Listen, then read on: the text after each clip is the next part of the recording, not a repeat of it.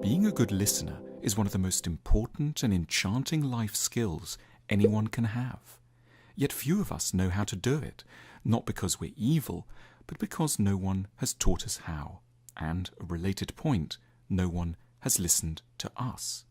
So we come to social life greedy to speak rather than listen, hungry to meet others but reluctant to hear them. Friendship degenerates into a socialized egoism.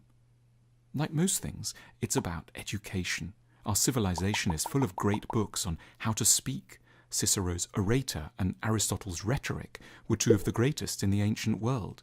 But sadly, no one has ever written a book called The Listener. There are a range of things that the good listener is doing that makes it so nice to spend time in their company. Firstly, they egg us on. It's hard to know our own minds. Often we're in the vicinity of something, but we don't quite close in on what's really bothering or exciting us. We hugely benefit from encouragement to elaborate, to go into greater detail, to push just a little further. We need someone who, rather than launch forth on their own, will simply say those two magic words, "Go on." You mention a sibling, and they want to know a bit more. What was the relationship like in childhood? How's it changed over time? They're curious where our concerns and excitements come from. They ask things like, why did that particularly bother you? Why was that such a big thing for you? They keep our histories in mind. They might refer back to something we said before, and we feel they're building up a deeper base of engagement.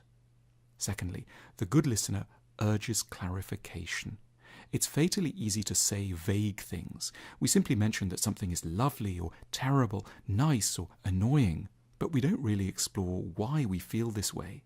The friend who listens often has a productive, friendly suspicion of some of our own first statements and is after the deeper attitudes that are lurking in the background.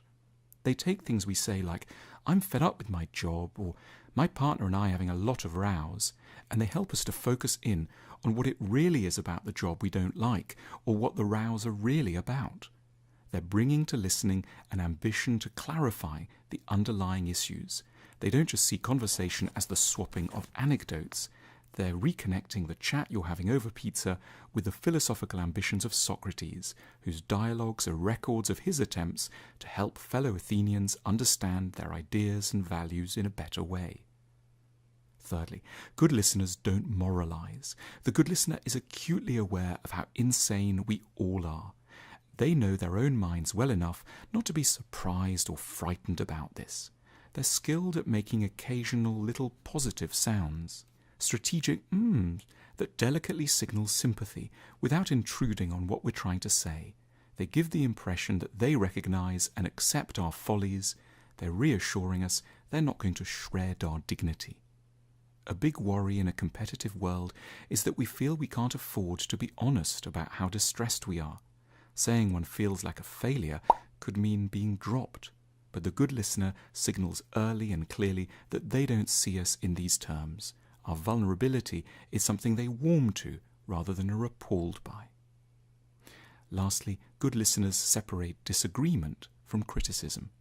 There's a huge tendency to feel that being disagreed with is an expression of hostility. And obviously, sometimes that's right, but a good listener makes it clear that they can really like you and at the same time think you're wrong. They make it plain that their liking for you isn't dependent on constant agreement. They're powerfully aware that a really lovely person could end up a bit muddled and in need of some gentle untangling. When we're in the company of people who listen well, we experience a very powerful pleasure. But too often we don't really realize what it is that this person's doing that's so nice. By paying strategic attention to the pleasure, we can learn to magnify it and offer it to others, who will notice, hear, and repay the favor in turn. Listening deserves discovery as one of the keys to a good society.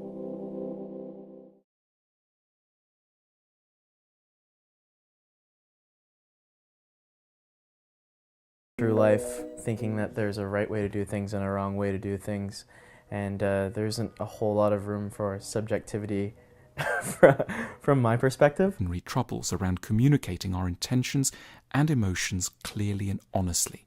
This is some of what we get up to as an alternative to straightforward communication.